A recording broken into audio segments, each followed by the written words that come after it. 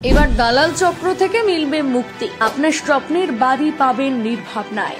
নয়া ভাবনা নিল রাজ্য। কি সেই ভাবনা জানুন। কন্যাশ্রী, রূপশ্রী, স্বাস্থ্য সাথী সহ একাধিক প্রকল্প এ রাজ্যে শুরু করেছেন মুখ্যমন্ত্রী মমতা বন্দ্যোপাধ্যায়। এবার লোকসভা ভোটে জিততেই মানুষের জীবন যাপনের জন্য তৈরি হওয়ার সমস্যার দিকে নজর দিচ্ছেন তৃণমূল সুপ্রিমো তথা রাজ্যের মুখ্যমন্ত্রী। অন্ন, বস্ত্র, বাসস্থান সব দিকেই সমস্যা দূর করার কথা তিনি ভেবেছেন। এবারে তা থেকেই এক নয়া উদ্যোগ নিলেন।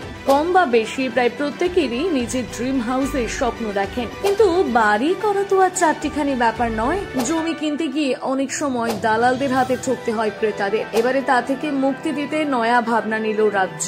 কোভিড কালে জনগণের সুরাহা করে দিতে এবং আবাসন শিল্পকে ছাড় দিতে স্ট্যাম্প ডিউটি সার্কেল রেটে ছাড় দিয়েছিল পশ্চিমবঙ্গ সরকার। ফলে তখন অনেকেই নিজেদের পছন্দ মতন জমি কিনেছিলেন। তবে হিসেব বলছে বিগত 3 বছর স্ট্যাম্প ডিউটি বাবদ কর আদায়ে প্রচুর টাকার ঘাটতি হয়েছে, যে কারণে রাজ্য সরকারের কপালে চিন্তার ভাঁজ দেখা যায়। এবার এই দিকে নজর দিচ্ছে রাজ্য সরকার। নবান্ন সূত্রে খবর, শীঘ্রই পশ্চিমবঙ্গ সরকারের পক্ষ থেকে নতুন জমি ডায়নামিক ভ্যালুয়েশন শুরু করার পরিকল্পনা গ্রহণ করা হয়েছে। তাহলে এর মাধ্যমে বাড়িতে বসেই মোবাইল ফোনে যে কোনো জমির মূল্য দেখতে পাবেন ক্রেতারা। জানা যাচ্ছে যে সকল এলাকায় সার্বিক উন্নয়ন বেশি, সেখানকার জমি এবং বাড়ির মূল্য তত বেশি। এর ফলে যেমন ক্রেতাদের জমি কিনতে গিয়ে ঠকতে হবে না, তেমনি রাজ্যের কোষাগারে কর আদায়ের ঘাটতি হবে না। এই নয়া উদ্যোগের ফলে উভয় পক্ষেরই সুবিধা হবে বলে দাবি করেছে রাজ্য।